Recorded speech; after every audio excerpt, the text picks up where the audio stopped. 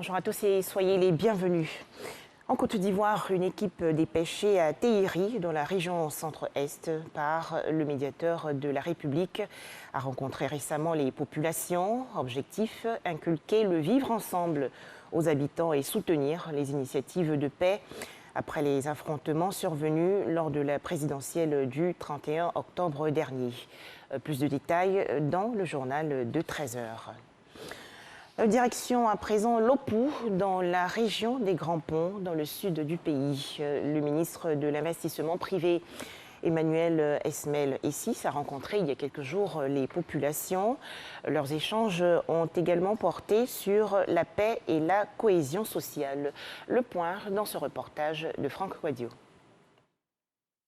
Lopou, village du pays Lodjoukro. Nous sommes dans le Léboutou, région des Grands Ponts, sud ivoirien. Ici, la période électorale a été un foyer de friction. Les populations ont cependant décidé de faire table rase de ces moments de braise et emprunter la voie de la cohésion. C'est le sens de cet accueil expressif réservé au ministre de la Promotion de l'investissement privé, d'ailleurs fils de la région Esmel Emmanuel Essis.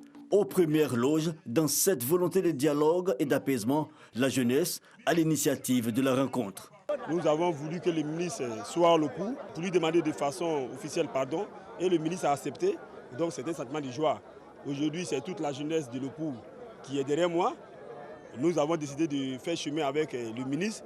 Nous lui avons demandé d'être notre porte-parole auprès du gouvernement pour que les projets de développement que le gouvernement a entamés, Lopou ne soit pas en marge de ces projets-là.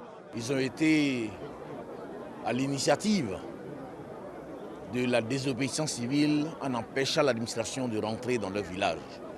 Aujourd'hui, les jeunes eux-mêmes nous ont appelés pour faire mea culpa et dire qu'ils n'avaient pas compris. Aujourd'hui, ils ont compris. Je ne peux qu'être heureux. La jeunesse, les femmes, les autorités coutumières, mais aussi les cadres, le ministre René Dibi, fils du village, a argumenté dans le sens de l'acquis, mais aussi de la pérennité de la paix nécessaire à tout développement. L'essentiel à retenir, selon Esmel Emmanuel Essis. J'aurais dit qu'il n'y a pas meilleure chose que de s'entendre, que d'avoir la paix. Aujourd'hui, ils ont égrené un ensemble de préoccupations, mais s'il n'y a pas de paix, comment voulez-vous qu'on puisse poser des actes pour résoudre ces problèmes? Et les jeunes ont dit, monsieur le ministre, nous vous attendons. Et j'ai répondu, je viendrai. Avec l'appui du gouvernement, on est la réponse à Lopou. Et une réponse positive, bien sûr. Dialogue, échange franc et direct, tout se fait ici en langue locale. Il y a quelques jours, c'était à Kosrou et à Kradio. Aujourd'hui, Lopou et bientôt Orbaf. 3 semaines déjà de rencontres et d'échanges pour parler de paix, mais surtout penser le futur en brisant les malentendus entre fils de Léboutou. Dans l'actualité nationale également, la signature récemment d'un mémorandum d'accord entre une microfinance et ONU Femmes. Objectif, faciliter l'accès des femmes et jeunes filles entrepreneurs aux opportunités de financement. Ce projet vise à soutenir l'inclusion financière des femmes du monde agricole. Un incendie s'est déclaré hier dans l'enceinte de la prison civile de Mans, dans la région ouest du pays. Les pompiers civils ont pu maîtriser le feu. Il s'agissait d'un court-circuit. Les flammes ont ravagé le bâtiment des femmes. Pas de blessés, ni de pertes en vie humaine, mais les dégâts matériels sont importants.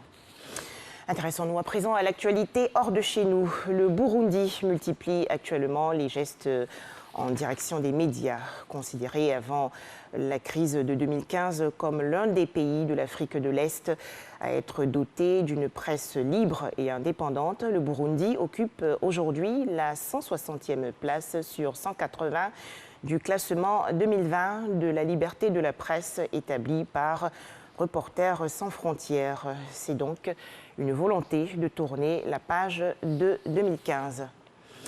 En Birmanie, le parti de Aung San Suu Kyi appelle aujourd'hui à la libération immédiate de l'ex-dirigeante et des autres responsables du mouvement arrêtés hier lors d'un coup d'État de l'armée. Enfin, en Russie, la police a procédé à plusieurs interpellations aux abords du tribunal où doit comparaître aujourd'hui l'opposant Alexei Navalny. Ce dernier risque environ 2 ans et demi de prison pour violation de son contrôle judiciaire. Merci de nous avoir suivis. 13h, le journal.